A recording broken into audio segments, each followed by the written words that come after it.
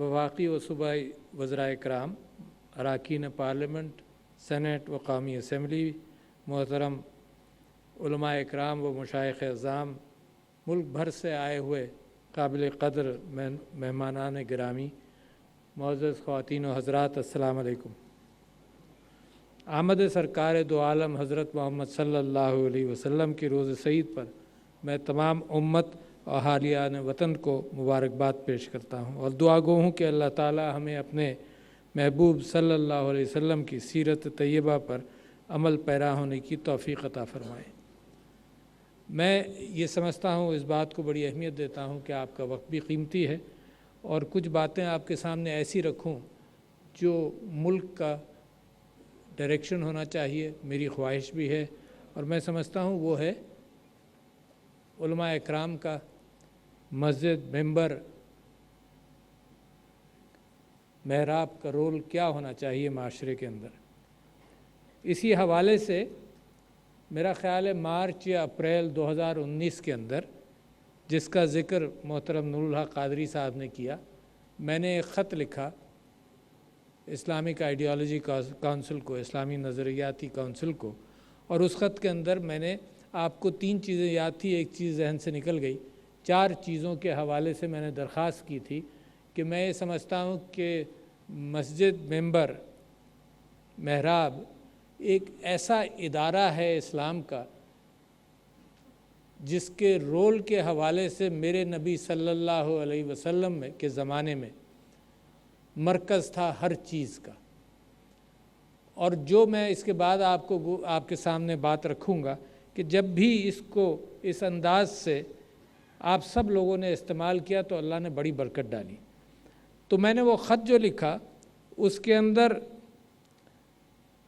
माहौलियात के हवाले से गुफ्तगू की और मैंने कहा कि देखिए मेरे नबी सल्लल्लाहु अलैहि वसल्लम, और माशाअल्लाह इतनी सारी अहादीस आपने यहाँ पे सुन ली कि पेड़ लगाने के एतबार से, माहौलियात के एतबार से, वज़ू के एतबार से, हर चीज़ के हवाले से आज से 1400-1500 साल पहले मेरे नबी सल्लल्लाहु अलैहि वसल्लम ने अल्लाह की मशीयत से इंसानों के लिए कुछ हुदूद कायम की।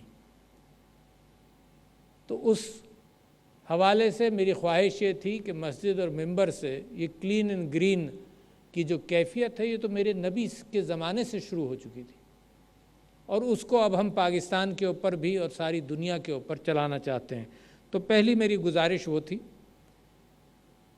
और दूसरी ये थी कि ज़च्चा और बच्चा स्टंटिंग के हवाले से आपने प्राइम मिनिस्टर साहब का फोकस इतना देखा कि पहली तकरीर के अंदर वो एक्सरे लेकर बैठे और उन्होंने कहा कि 40% लोग, और दोबारा अभी फिर स्टेटिस्टिक्स आई हैं जिसकी बुनियाद पर पता चलता है कि 40% लोगों में स्टंटिंग है। इसका मतलब इस महफिल में भी जो 40% लोग होंगे वो स्टंटिंग से गुजरे होंगे। स्टंटिंग होती क्या है? स्टंटिंग ऐसी कोई बीमारी नहीं है जिसके ऊपर हमने काबू पा लिया और गुजर गए।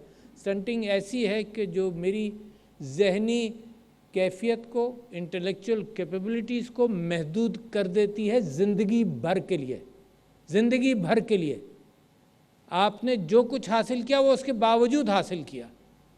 तो ये ज़रूरत है इस वक्त माशरे के अंदर, जो ज़रूरियात हैं। देखिए मस्जिद और मेंबर और महराब से वो पैगाम जाएगा जिसकी ज़रूरत है माशरे को, और आपको सुनने वाले और आपकी बातों पर अमल करने वालों का अंदाज़ा तो इस 1 साल और 1.5 साल के अंदर लोगों को बहुत हुआ।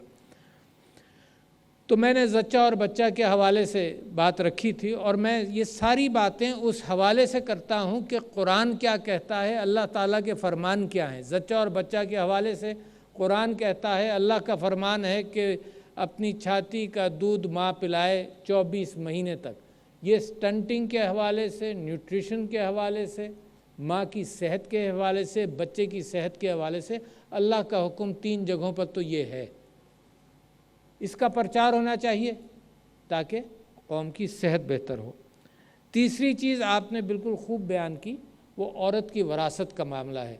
और कुरान के अंदर, मेरी बहनें यहाँ बैठी हैं, कुरान के अंदर अगर अल्लाह ताला ने किसी एक कानून पर सबसे ज़्यादा गुफ्तगू रखी है वो है वरासत।